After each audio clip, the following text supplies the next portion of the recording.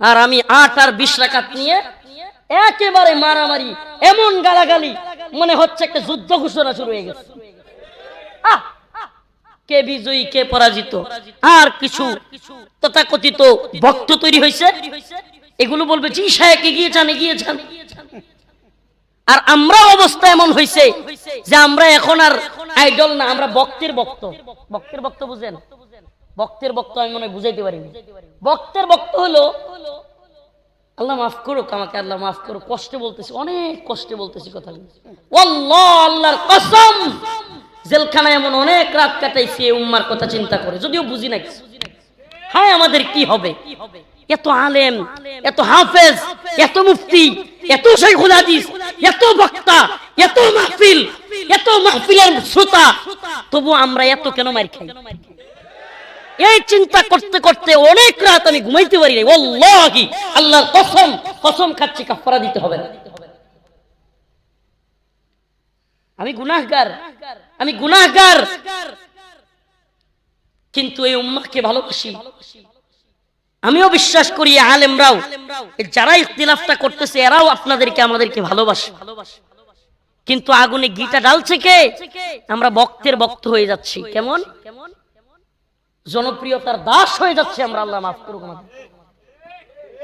যে আমাদের ভক্তরা কি শুনতে চায়, আমাদের ভক্তরা কোনটা চায়, আমরাও হেই ডেলিভারি দিই। এতে কি হয়? ভক্তরা খুব খুশি। ভক্তদের উল্টা কথা বললেই ভক্তরা গালি দিবে, এই টেনশন। আল্লাহ আমাদেরকে ক্ষমা করুক, আল্লাহ আমাদেরকে মাফ করুক। হযরত ওমর ইবনুল খাত্তাবের একটা ঘটনা বলি। ওমর ইবনুল খাত্তাব রাদিয়াল্লাহু আনহু মিম্বরে বসে খুতবা দিচ্ছেন। এমন সময় এক আরব বেদুইন দাঁড়ায় বলতেছে, উমর, সবার ভাগে একটা একটা জামা পড়ছে, আর তোমার ভাগে জামা 2 টাকা। বুঝছেন আপনি? খলিফাতুল মুসলিমিন হযরত ওমর, যাকে দেখলে তৎকালীন আরবের সবাই ভয় পাইত, এমন এক ব্যক্তি, এত সাহসী পুরুষ। তাকে এক সাধারণ লোক কি বলতেছে, ওমর, সবার ভাগে জামা পড়ছে, একটা তোমার ভাগে 2 টাকা। উনি তখন শাসক। উনি বললেন, বেটা আব্দুল্লাহ, জবাব দাও। নিজে কিছুই বলেন, এই বেটা বস। বলেন তো আমাদের দেশের এক এমপিরেও যদি, এমপি তো অনেক দূর কি বাত, এই চেয়ারম্যানরেও যদি কেউ এইভাবে জনসম্মুখে বলে, এই মিয়া গায়ে জামা 2 টাকা, একটু বড় এটারে পাওয়া যাইব নি? কন্যা কিছুক্ষণ পরে নিউজ হইতে পারে যে একজন লোক গুম হইয়া গিয়েছে। হযরত ওমরের মতো ব্যক্তির সামনে বলছে, হযরত ওমর জবাব দেন নাই। বলছেন, বেটা ওমর, আব্দুল্লাহ জবাব দাও। আব্দুল্লাহ দাঁড়ায় বলছে, ভাই, সবার ভাগে যেমন একটা একটা জামা, আমার বাবার ভাগেও একটাই জামা, কিন্তু আমি আমার ভাগেরটা বাবাকে দিয়ে দিছি। সুবহানাল্লাহ। এবার আসেন আরেকটা ছোট্ট ঘটনা শুনাই। হযরত ওমর রাদিয়াল্লাহু আনহুর কাছে একটা বিচার আসছে। এই বিচারটা ওমর রাদিয়াল্লাহু আনহুর কাছে আসার আগে আরো 2 জনের কাছে গেছে। প্রথমত গিয়েছে হযরতে আবু বকরের কাছে রাদিয়াল্লাহু আনহু। হযরতে আবু বকর রাদিয়াল্লাহু আনহুর কাছে এক ইহুদি এবং একটা হলো নামদারি মুসলিম, 2 জনে বিচার নিয়ে গেছে। তো বিচারের ফয়সালা হযরত আবু বকর রাদিয়াল্লাহু আনহু ইহুদির পক্ষে দিয়েছেন। ইহুদি মাইনা নিছে, কিন্তু ওই যে নামদারি যেটা ওইটা মানে নাই। এবার ওই নামদারিটা কয় যে আমি বিচার মানি না, চলো মুহাম্মাদের কাছে যাই, সাল্লাল্লাহু আলাইহি ওয়াসাল্লাম, নবীর কাছে যাব। গেছে রাসূল সাল্লাল্লাহু আলাইহি ওয়াসাল্লামের কাছে। একই ফয়সালা রাসূল সাল্লাল্লাহু আলাইহি ওয়াসাল্লামও দিলেন ইহুদির পক্ষে। ইসলামের শিক্ষা এটাই, বিচারিক ক্ষেত্রে কার পক্ষে যাবে সেটা দেখবার সময় নেই। তো এই ফয়সালাও ইহুদির পক্ষে গেছে।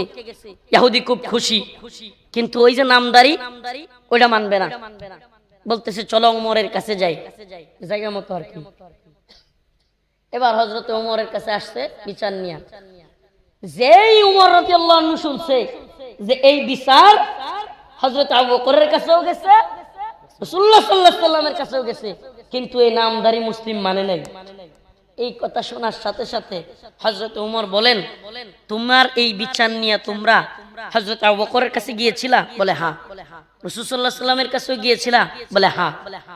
তুমি কি বিচারে সন্তুষ্ট না? কয় না। তাইলে দাঁড়াও, আমি একটু ঘর থেকে আসি। ঘরে গিয়া হযরত উমর খাপ খোলা উন্মুক্ত তরবারি নিয়ে আইসা একটা খুব দিয়া নামদারি মুসলিমের মাথা কেটে ফেলছে।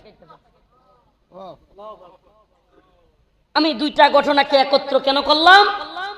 খলিফাতুল মুসলিমিন উমর খুতবা দিচ্ছেন, এমন অবস্থায় এক লোক উনার গায়ের জামা নিয়ে প্রশ্ন করলেন, উনি কোনো কথা বললেন না, উনার ছেলেকে দিয়ে জবাব দেওয়ালেন, মারধর করলেন না, ধমকও দিলেন না, জবাব পর্যন্ত দিলেন না। কিন্তু যেমনি আমার আপনার পয়গম্বর সরদারে আলমকে অবহেলা করলো, সরদারে আলম মুহাম্মদুর রাসূলুল্লাহ সাল্লাল্লাহু আলাইহি সাল্লামের বিচার ফায়সালা মানলো না, সাথে সাথে তরবারি দিয়া হযরত ওমর গর্দানটা ফেলে দিল।